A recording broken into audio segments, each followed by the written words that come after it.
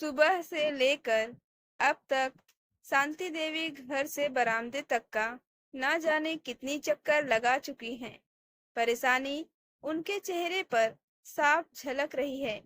उनकी परेशानी का कारण है घर में साफ सफाई करने वाली कमलाबाई, जिसके आने का निश्चित समय है सुबह के 8 बजे, लेकिन 10 बज चुके हैं और अभी तक वह आई नहीं। अगर देर से आना था तो कल ही बता देती। शांति देवी अपने आप में बड़बड़ाई। आराम की आदत पड़ जाए तो हाथ में ग्लास लेकर पानी पीना भी कष्टदायी लगता है। उनकी समस्या यह है कि अगर बाई को डांट फटकार दिया जाए तो वह काम छोड़कर चली जाएगी और दूसरी बाई काम करने को तैयार नहीं होगी। ऐसे में तो काम चल ही नहीं सकता। जैसे जैसे घड़ी की सुई 10 से 11 की तरफ बढ़ रही थी, वैसे वैसे शांति देवी का सब्र का बांध टूटता जा रहा था। वह बिस्तर पर लेटकर यही सोच रही थी कि कमलाबाई की अनुपस्थिति में वह घर का काम कैसे कर पाएगी। किसी तरह हिम्मत जुटाकर वह काम करने के लिए उठी ही थी कि कमलाबाई आ गई। आते ही कमलाबाई ने कहा, आंटी जी, मैं कल से 8 दिन की छुट्टी पर रहूंगी। मेरे बेटे की शादी है। आप तब तक के लिए कोई और बाई ढूंढ लो। मैंने कहा, कहाँ से ढूंढ लूं? तू ही तो कोई लगा के चली जाना। शांति देवी ने असमर्थता जताई। मैं कहाँ से लगाऊं? शादी के सीजन में टाइम किसके पास है? आपके पोते की शादी भी इसी महीने है ना? आप शादी में नहीं जाएंगी क्या? यह बोलकर कमलाबाई तो काम पर लग गई। पर शांति देवी के जख्म हरे हो गए। न चाहते हुए भी अतीत की कड़वी यादें उनकी आंखों के सामने चलचित्र की तरह घूमने लगे। 6 महीने पहले की बात है। वे अपनी बेटी के साथ रह रही थी। बेटी के घर रहना उनकी मजबूरी थी। बेटे बहू के उदासीन व्यवहार से क्षुब्ध होकर ही शांति देवी ने बेटी के घर रहने का फैसला किया था। पर यहाँ भी उन्हें बात बात पर उपेक्षा ही मिली। आए दिन उन्हें लेकर बेटी दामाद में तनाव की स्थिति उत्पन्न हो जाती। शांति देवी अपनी वजह से अपनी बेटी का घर बर्बाद नहीं करना चाहती थी। इसलिए मन महसूस कर उन्होंने अपने बेटे के घर की ओर रुख किया। जैसे ही उन्होंने बेटे बहू के घर में कदम रखा, बहू के तलखी भरे स्वर उनके कानों में पड़े। क्यों?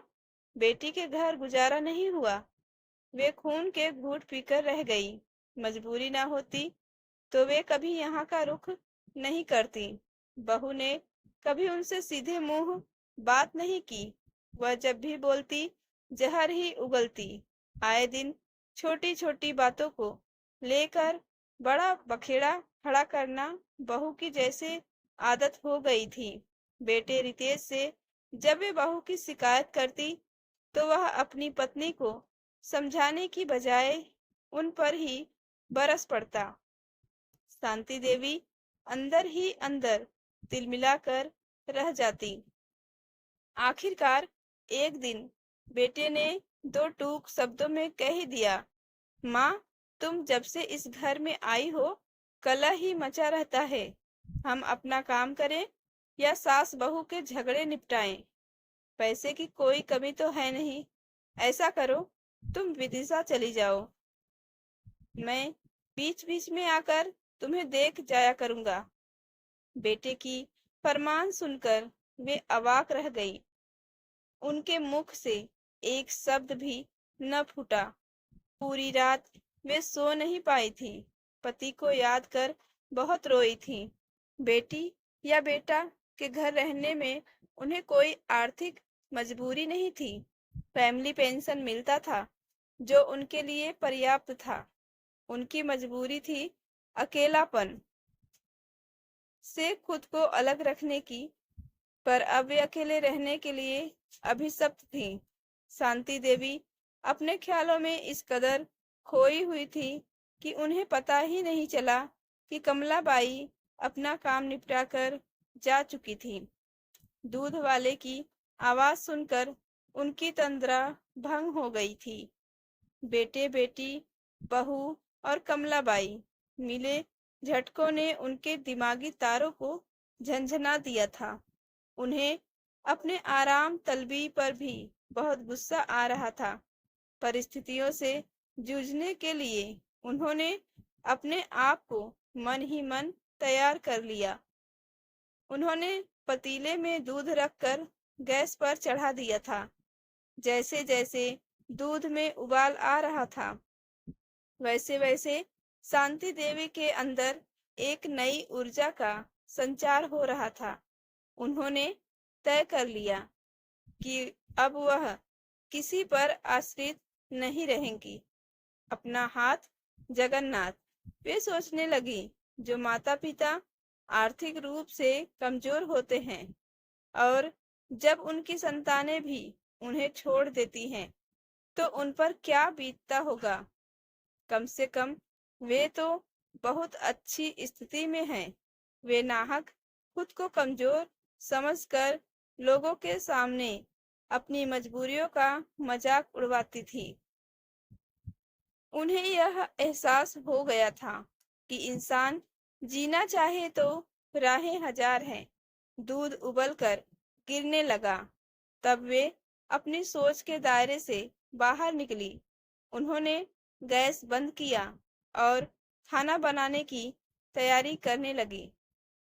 अब तक उन्होंने यह फैसला कर लिया था कि वह अपने घर से कहीं बाहर नहीं जाएंगी जब तक उनका शरीर चलेगा। किसी पर निर्भर नहीं रहेंगी, बाकी सब ईश्वर पर छोड़ देंगी। उनके चेहरे पर अब गजब का आत्मविश्वास चमकने लगा था। तो दोस्तों, कैसी लगी ये कहानी? पसंद आई हो तो लाइक करें, चैनल पर नए हो तो प्लीज जरूर से सब्सक्राइब करके बेल आइकन को भी प्रेस कर दीजिएगा। तो मिलते हैं अगले नेक्स्ट कहानी में। तब तक के लिए आप सभी का दिल से धन्यवाद।